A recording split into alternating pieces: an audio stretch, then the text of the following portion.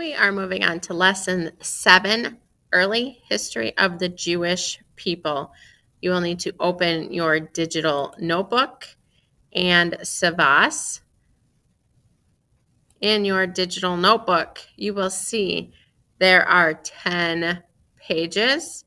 If we look through them, the first page is your vocab words. There are 4 of them for this lesson. And then you have 10 pages. Looks like we have some maps to look at. We're looking at something in Savas here, some fill in the blanks, some more questions, and all the way to 10 pages with that very last quiz question being that very last question in your digital notebook. So let's go ahead and get started with your lesson. Lesson 7. Early History of the Jewish People. After the Israelites settled in the land of Israel, they lived as a group of separate tribes before joining to form a kingdom. After about 70 years, the kingdom split, and the Israelites were later conquered by foreign empires. The descendants of the Israelites, known as Jews, later spread to many parts of the world. Let's watch this video.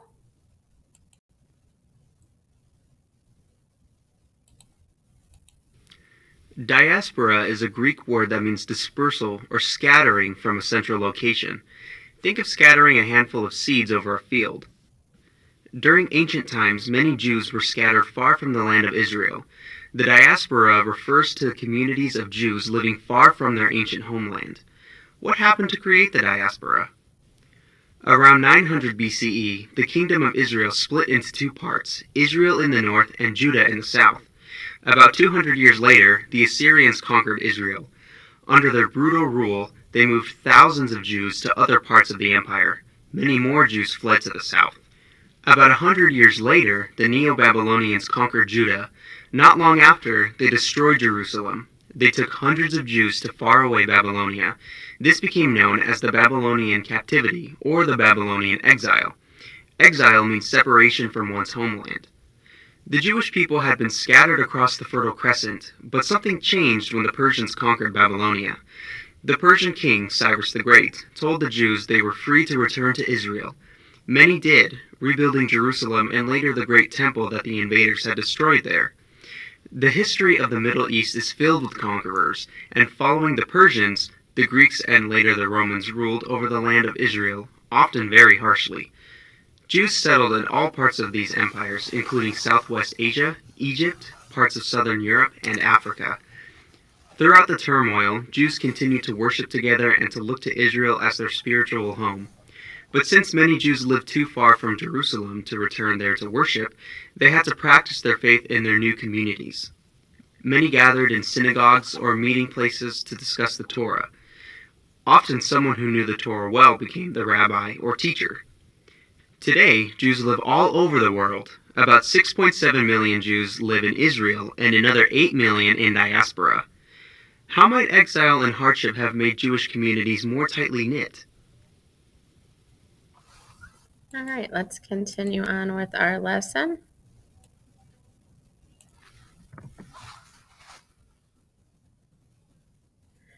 If you look on your page 1 of your digital notebook, you have your 4 vocab words. You've already defined these words. They are in your Frayer. You need to define them here. To get the definition, you can either look in Savas or look at the PowerPoint I created and then just copy and paste those definitions into your digital notebook if you so choose. So judge, in the Hebrew Bible, a leader who could rally the Israelites to defend their land. Exile, separation from one's homeland. Diaspora, Jewish communities outside the ancient Jewish homeland, from a Greek word meaning dispersion or scattering. And finally, synagogue, which is a Jewish house of worship. Please take 4 or 5 minutes and get these words defined. Come on back when you are finished. Let's move on to page 2 of your digital notebook and we are clicking next one time.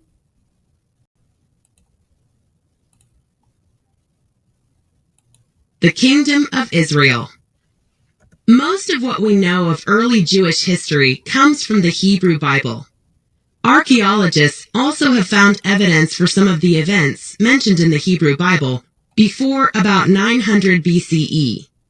After that date, there is even more evidence from other written sources and from archaeology for events mentioned in the Hebrew Bible.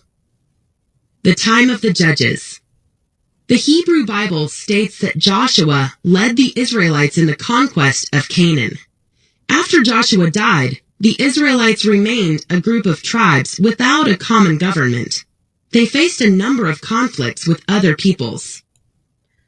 Page 2, question 1 in your digital notebook. Who led the Israelites in the conquest of Canaan? It is in the green highlighted text. Get that answer and come on back when you are finished.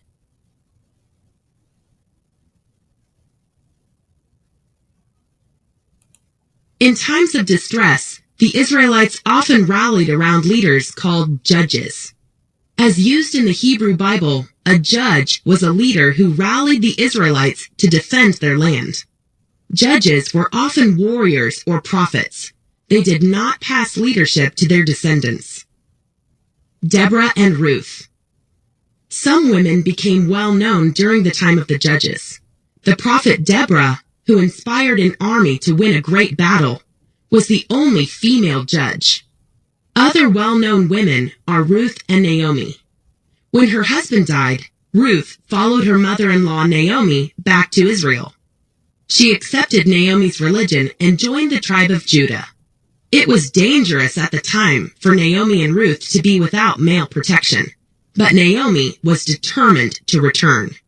Her dedication to the Jewish home and Ruth's loyalty make them significant. The time of the Judges ended when the warrior Saul became the first king of Israel. Number 2, who was the first king of Israel?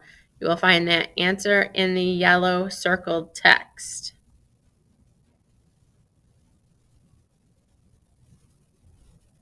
David and Solomon.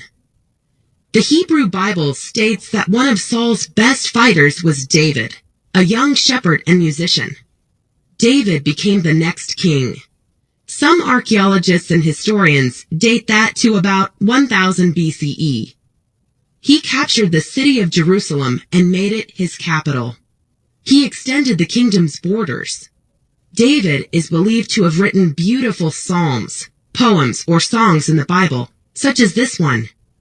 Primary source.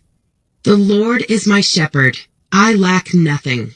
Though I walk through the valley of the shadow of death, I fear no harm, for you are with me. Your rod and your staff, they comfort me. Psalm 23, 1 and 4. Number 3, when David took over as king, what did he do to Jerusalem? You'll find that answer in this pink highlighted text.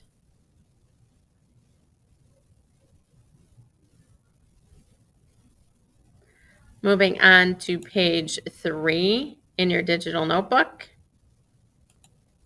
David's son Solomon ruled after him. He commissioned the great first temple in Jerusalem. According to tradition, Solomon wrote many of the wise sayings in the Hebrew Bible's book of Proverbs. Page 3, number 4 in your digital notebook. What was one major accomplishment credited to King Solomon? You will find that answer in this yellow circled text. You will notice this is a quiz question.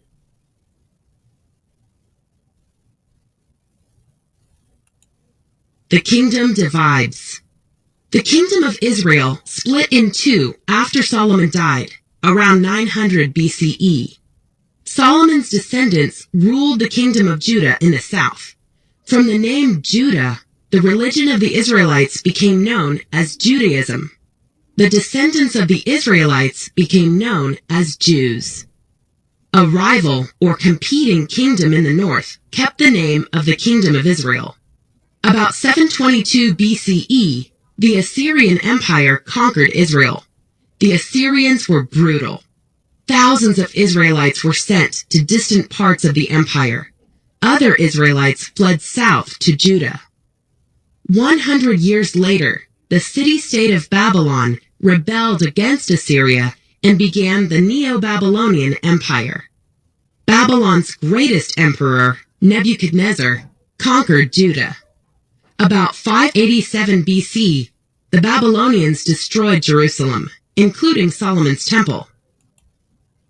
Number 5 in your digital notebook, where did the religion's name of Judaism come from? In this blue highlighted text, you will find that answer.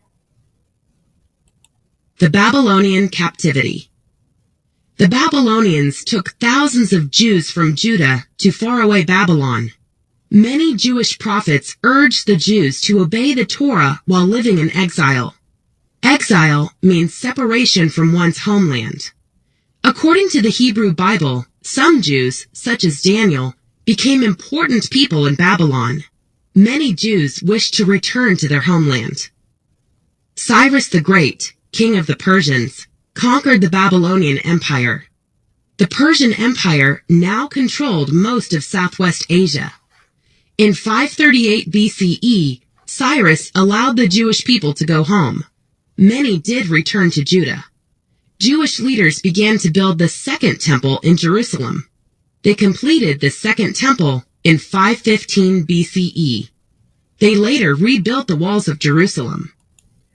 Number 6 on page 3 of your digital notebook, who allowed the Jewish people to go home in 538 BCE?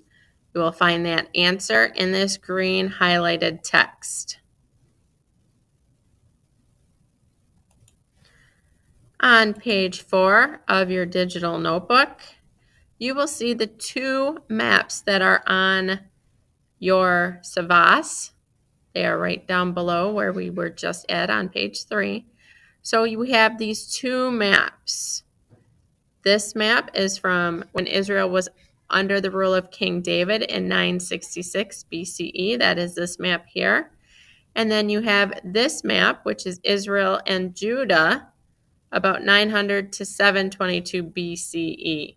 So the orange is the kingdom of Israel. This reddish is the kingdom of Judah. And the Assyrian Empire is the purple.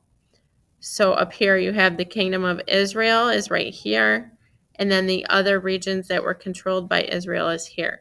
This map under King David comes first.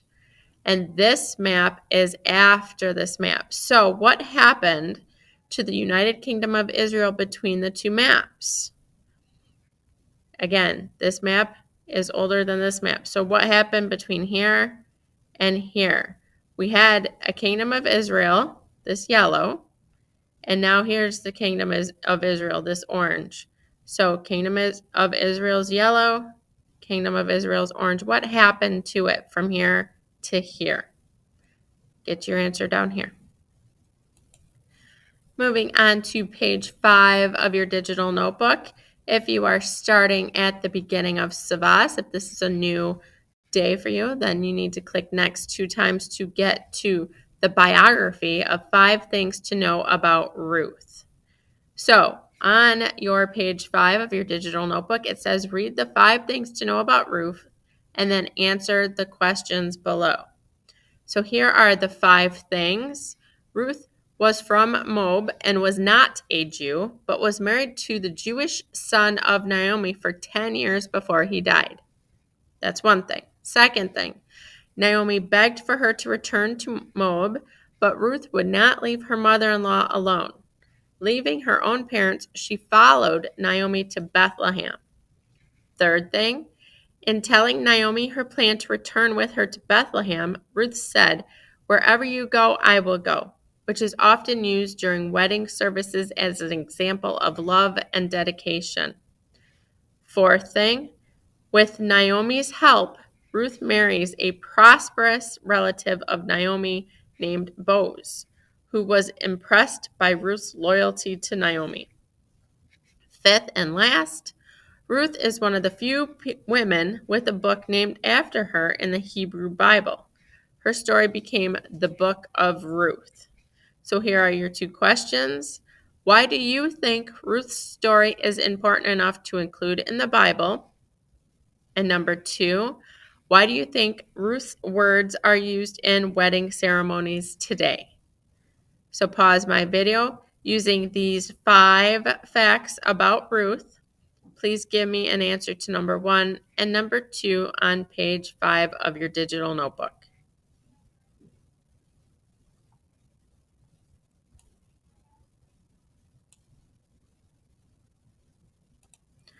Page 6 of your digital notebook, I have 5 fill in the blanks. What I want you to do is just double click on the blank and fill it in with the correct answer. Each blank has 1 word that will go there. What you need to do, this first number 1 will pair up with this. So Abraham is considered the what of the Israelites. So you will want to look through this write-up about Abraham and find what he is considered to be of the Israelites. So let me read this to you. According to the Torah, a man named Abraham lived near Ur about 2000 BC. Abraham is considered the father of the Israelites, the people who developed the religion of Judaism. I may have found the answer right there. Take a minute and get the answer in that blank, please. The second question, Jacob, the grandson of Abraham, had blank sons. So we are looking at this section. According to Jewish tradition, Jacob had 12 sons. Each had an ancestor of one of the 12 tribes of Israel. So right there, you will see how many sons Jacob had.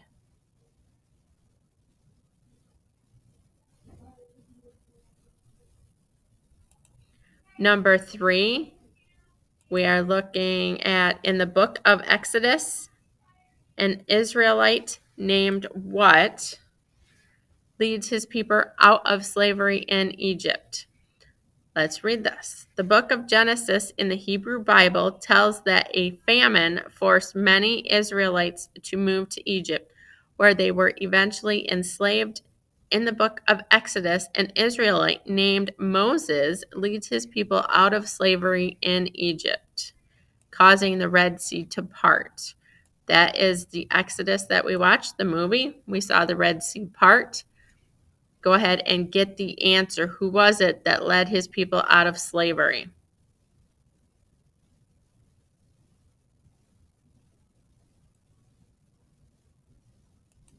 Number 4, according to the Torah, Israel was first ruled by kings. You need 3 kings' names here.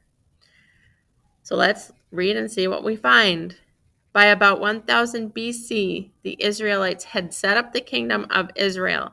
According to the Torah, Israel was first ruled by the kings Saul, David, and Solomon.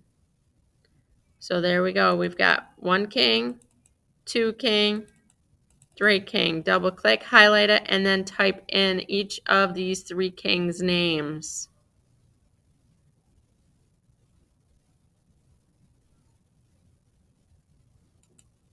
And number 5, in what year BC Babylonian armies under Nebuchadnezzar attacked Jerusalem and destroyed its temple? Let's find out. The Israelites remained independent for several hundred years after Solomon's death, but they eventually fell to more powerful people in Naples, or powerful peoples. In 586 BC, the Babylonian armies under Nebuchadnezzar attacked Jerusalem and destroyed its temple. So there you will find the year that goes there.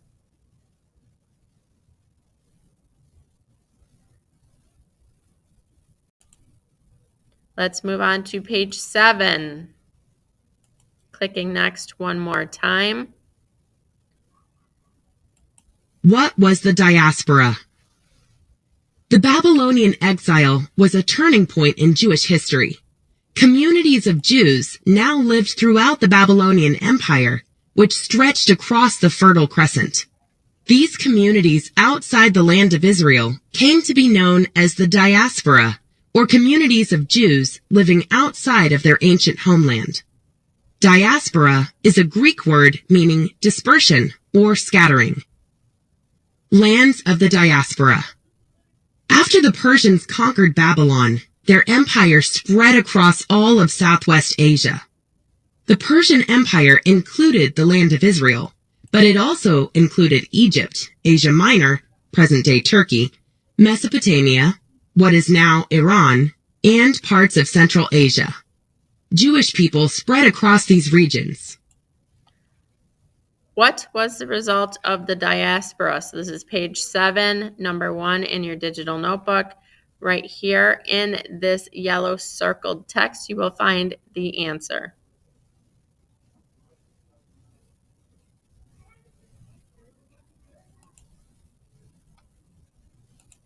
One of the best-known Jewish people in the Persian Empire was Esther. According to the Hebrew Bible, she married the Persian emperor. One of his advisors planned to kill all the Jews. Esther convinced the Persian king to reject this plan. In 330 BCE, Alexander the Great, from present-day Greece, conquered the Persian Empire. After his death, Greek empires ruled the land of Israel, the rest of Southwest Asia, Egypt, and parts of Southern Europe. In the years that followed, Jewish people settled in all of these regions. Some also settled far to the south in Arabia and Africa. Others settled to the east in many parts of Asia. By this time, millions of Jews lived inside and outside of the land of Israel. Nonetheless, Jews everywhere still looked to Jerusalem as their spiritual home.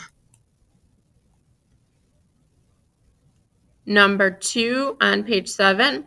When did Alexander the Great conquer the Persian Empire?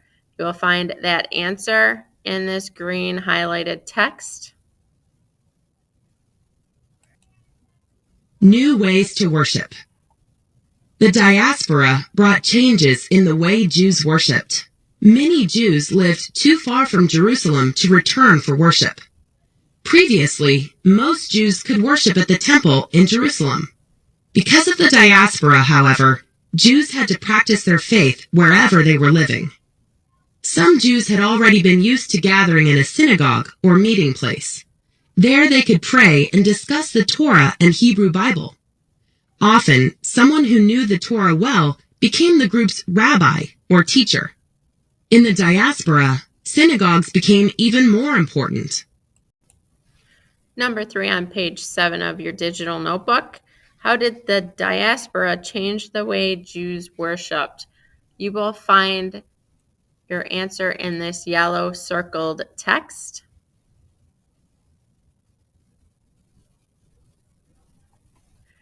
Moving on to page 8. Greek rule.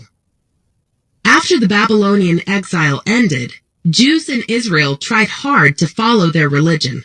But that was difficult because they faced harsh and unfair treatment by rulers of the Greek empires. Jews rebelled against harsh Greek rule. During the 100s BCE, a family known as the Maccabees rebelled and won independence from Greek rulers who tried to ban important parts of Judaism. The Jewish holiday of Hanukkah celebrates the victory of the Maccabees, freedom of religion, and reclaiming of the temple. Roman rule. In 6 CE, the land of Israel became part of the Roman Empire. By this time, it was called Judea, or later, Land of the Jews. Roman disrespect toward Judaism led Jews to rebel against Rome. In response, in 70 CE, the Romans destroyed Jerusalem, including the Second Temple. The Romans also killed or enslaved thousands of Jews. Thousands more fled to other lands. During the war, a teacher from the Second Temple named Yohanan ben Zakkai secretly visited the Roman commander. He received permission to set up a center for Jewish scholars in another part of Judea. The temple was gone, but learning survived and remained important to Jews. After another Jewish rebellion, the Romans changed the name of the province in 135 CE to Palestina, later shortened to Palestine, after the ancient Israelites' enemies, the Philistines. The Romans required provinces to pay tributes and taxes to support the rulers and the empire. Page 8, number 1 in your digital notebook. In what year did Israel become part of the Roman Empire? You will find that answer in this blue highlighted text.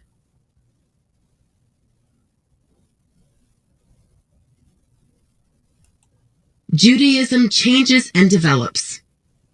The religious practices of early Judaism changed as a result of interactions with other societies. The Torah and Jewish law needed interpretation as society changed. For many centuries, details of the interpretation of the laws of the written Torah had been passed down orally from teacher to student.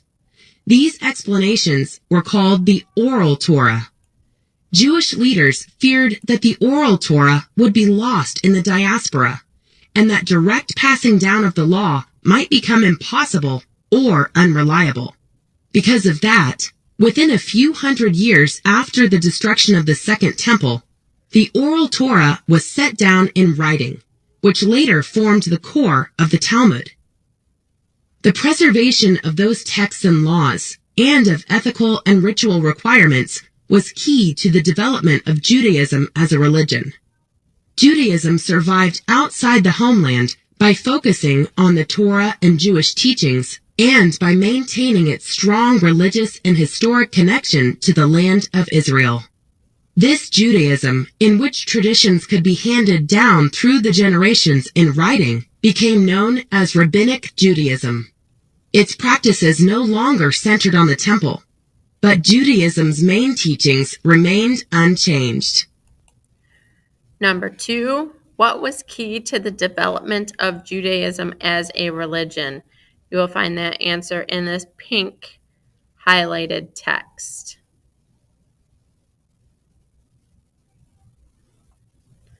Moving on to page 9. If you're starting at the beginning, you click next 5 times to get to the page we need to be on. The top says Judaism's support for society. Judaism's support for society. Judaism is given credit for introducing monotheism to society. Beyond monotheism, Judaism's contributions have affected every part of our society. Biblical teachings and laws in both the written and oral Torahs have shaped not only early Jewish society, but civilization as a whole. The early Noahide laws, described in the oral Torah as given to the biblical figure of Noah generations before Abraham, are 7 laws that Jews believe apply to society as a whole. They contain some of the elements of the 10 Commandments: to not deny or curse God, and to not murder, steal, or engage in improper relationships. How does Judaism help ensure social justice? The 10 Commandments and later teachings contain laws about honoring parents, a day of rest, and justice. The guidelines for social justice and for rulers and leaders supported the needs of society and its members. The Hebrew Bible contains guidance and laws that detail how people should respond to poverty, famine, and injustice. It teaches that one must, above all, respect human life and give generously to the needy. Individuals and society must care for strangers and refugees, respect others' rights and property, and honor parents and respect marriage. The concept of justice and equality under the law is contained in what may be the earliest legal system, with lower courts for simple disputes and high courts that examine and rule on the difficult cases. The idea of making amends with money for crimes and debts took the place of a death penalty. Protection from those who would take the law into their own hands was guaranteed by setting up asylum cities in ancient Israel, where those who were accused of killing others could safely await trial. Page 9, number 1 in your digital notebook. The Hebrew Bible teaches that one must, above all, do what? You'll find that answer in this green highlighted text.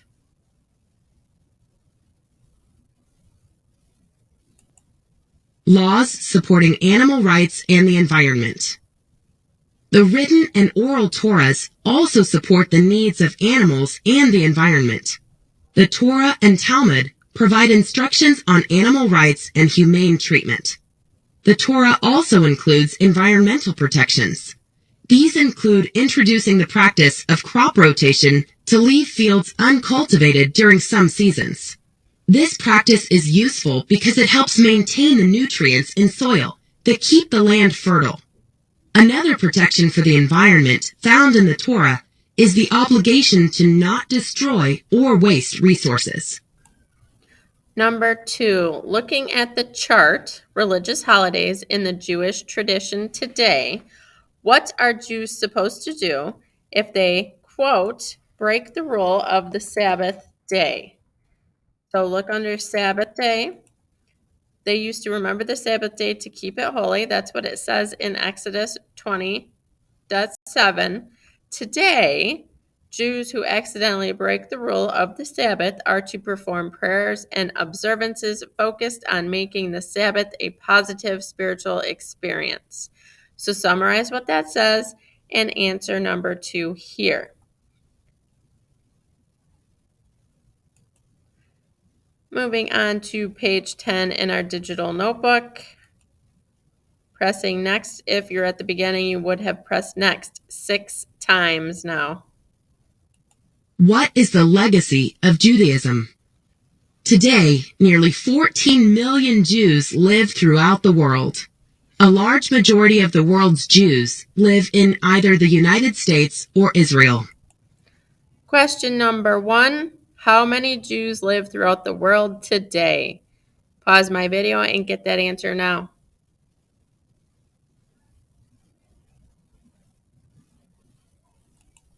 Judaism's legacies, or the concepts and values it has given the world, include teachings about one supreme, invisible God who created everything.